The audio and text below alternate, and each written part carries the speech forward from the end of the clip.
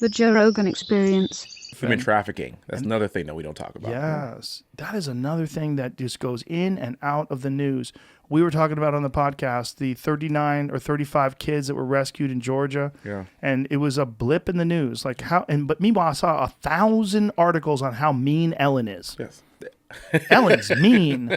She's so mean. Meanwhile, there's people are out there risking their life to stop human trafficking. They're rescuing children from human trafficking. Yes. What is this? U.S. Marshal. Wow, 72 million missing children. Missing. Excuse me. 72. Did I say million? 72 missing children across Indiana, Iowa, Ohio, and Georgia in the past several weeks. In the past several weeks.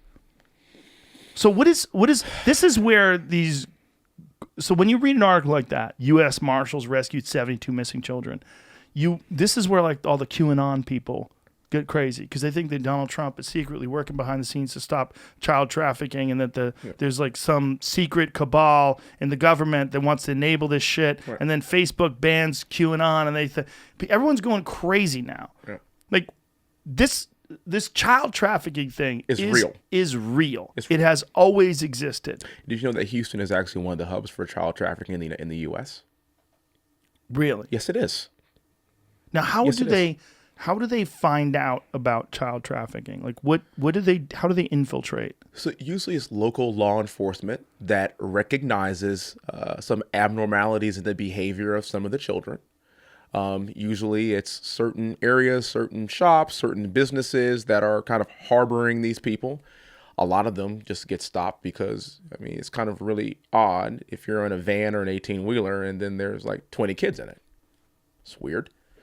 And we, as a culture, have got to work with local law enforcement to start to curb this thing because that's where the rubber meets the road. I don't know if you saw the story. I don't know if you could pull it up, sir, but if you saw the story about the flight attendant that helped out. Yes, the girl. That recognized the abnormality of a girl on a flight by herself and saved her life. Yes. And they had the authorities on the ground when the plane landed. Yeah. Waiting. Yeah. We have got to see more of that. And so this is how we talked about in the Army. You got to police your own troops. We got to police our own. If we are just acutely aware of the abnormalities and the behavior of young children who clearly are under duress, we cannot turn a blind eye to it. Why is this not a bigger story in mainstream news? This is one of the things that concerns me. I don't understand why you're not seeing this on CNN. This is every day. Yeah. Why aren't we seeing this every day on CNN? Right. That story right there should be leading on everything. Primetime news. Everything. That should be leading. 72 missing children rescued. Yes. So how are they it can't be just that they're randomly discovering these kids in a truck or they see a kid on a plane acting weird and that's how they catch everybody. Like right. How are they infiltrating? Like because there's also a bunch of guys that are former spec ops guys that are working to fight child trafficking. How are they doing this? So the solution to this, in my opinion, I'll get to your answer in a second. The solution to this, in my opinion, is actually, and I would be in huge favor of this, of literally starting a separate task force to address this in known hotspots. The other way we're finding out, to answer your question, the other way that we're finding out as to how they're infiltrating is really if you go to hubs of the world like Houston, you go to coastal cities where people are actually bringing people into the country. That's exactly where you're going to find a lot of it. So if you just kind of hang out around these areas, then you'll see a lot more of it. You'll discover a lot more of it. And so Houston has become kind of one of those hubs because of its geographic location. It's actually near a port city. And obviously people are coming through port cities at a higher rate. Cargo's coming through at a higher rate. And so we're actually able to track that at a better rate. If you just kind of hang around the hoop, you'll find it.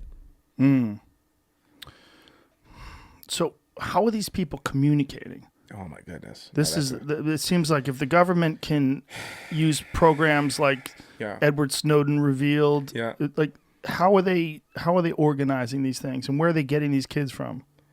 They get these kids from actually all over the world. A lot of them are coming from impoverished communities. A lot of them are coming from impoverished countries, and they're just shipping them in. A lot of them come from Asian countries, actually. And a lot of them come from right here in the U.S. And this is something that dawned on me, is particularly with having 2 girls now, and that is, it's also my job to continue to protect them and all of these young people, and it's actually young boys as well. It's not just young ladies. It's actually incumbent upon them to keep them safe. If we can't keep them safe, then what are we doing here? Literally, like, that's our role now, as fathers and as responsible human beings, is keeping our young people safe. And the biggest thing is this: there clearly is an appetite and there clearly is a culture for it. What I want to do is, how do we place extreme punishment on those who behave in this and partake in this behavior? I tell you what, it could be happening right next door to you, to somebody that seems to be a normal human being. But we have got to stop them. We have to stop the predator from feasting on our children. Yeah. And it's got to be demonized. Let's demonize that. Yeah. 100%. Yeah. How are these people communicating, though? Are they doing it through the dark web? Are they doing it through forums? Are they using code? Like, how are they doing this? I've heard all the above. Yeah. I've also heard communicating through just open email inboxes, right? They don't hit send, but they have the password for multiple emails, and they'll just go in, get the message, and then never open or close it, so it's impossible basically to track. It's just like a draft. Oh, I see. And so other people have the login to the account, password, and they check it out through the draft. Oh, that makes sense. It's funny because this subject, because of things like Pizzagate, the subject became so taboo that no one wants to talk about it because it sounds preposterous, because Pizzagate was so preposterous. Right. The guy shows up and with a gun looking for kids that are tied up in the basement, and everybody's like, oh my God. There's nobody here. Everyone's wacky. These child sex trafficking fanatics that are interested in this and that are trying to stop this, they're all crazy people. Right. But that's not really the case. Right. The problem with something like Pizzagate is that it confuses everybody. Yeah. And you start thinking that all this stuff is nonsense. But then these stories, they make it to these websites, and you see that this is a real thing. These are real news stories, but then they don't get talked about in mainstream. That's right. And then we lose track of who the real enemy is. Yeah. That's a real enemy, not Ellen. And that's dangerous. You're right. Not Ellen. Being mean to her assistant. Just fuck. It's so ridiculous. Just what we care about is so bizarre. Yeah.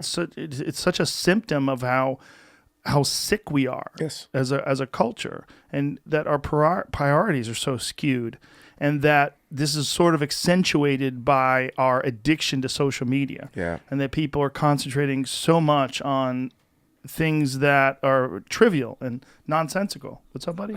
I found an article on Reuters that said that, like, the mainstream media has been reporting on this. So, like, that I'm looking through pages to find out details on different reporting of this. All I'm finding this on is, like, local news sites. So what does that mean, though, that it's not being reported? Well, you don't see it on CNN. You're not seeing it as like mainstream television news where it's a big subject that gets discussed, that we have a giant problem like this in this country. That's what I'm saying. So I'm digging through here, and then, like, the human trafficking angle, according to what, like, the U.S. Marshals done here, it's 1 in 4 of these kids. So if it was 25 kids picked up, that's 6 or 7 of them were human trafficking. The other 20 or so are, like, kids that ran away or kids that were being abused. And they found them because they were missing. So some have been missing for 2 weeks, some up to 2 years. Wow. So not every kid is in a human trafficking. That's those 72. That's 72. Okay. The ones, the 35 though in Georgia, I think those were all same thing. Yeah. Same kind of thing. So they're collecting, and then they're like reporting the numbers. So like they're collecting these 35 kids over a period of time. And then they're reporting, we found 35 kids. So like it's a month later, they found 35 kids. One from September, which should have been reported 5 weeks ago, says that they recovered 25 missing and endangered children over the last month. 1 in 4 was part of what they believe an alleged human trafficking situation. Obviously, 1 is too many. Right? Obviously. But so it seems like they're finding missing kids, and a percentage of them happen to be a part of human trafficking. And now here's the question. How many of the kids that are being human trafficked actually get discovered? We're finding this 5 here, 6 here, these but how many actually are there? How many of them actually are there? Do we know? We don't, right? We don't. We don't Just know. the fact that it's a real thing is spooky as fuck. It is. And it's dangerous. Yeah. It's terrifying. It's terrifying for fathers and mothers. And, Yeah, it is. You know, it's like the fact that, or brothers and sisters, the fact that it could be someone close to you. Yes. Episodes of the Joe Rogan Experience are now free on Spotify. That's right, they're free. From September 1st to December 1st, they're going to be available everywhere. But after December 1st, they will only be available on Spotify, but they will be free. That includes the video. The video will also be there. It'll also be free. That's all we're asking. Just go download Spotify. Much love. Bye-bye.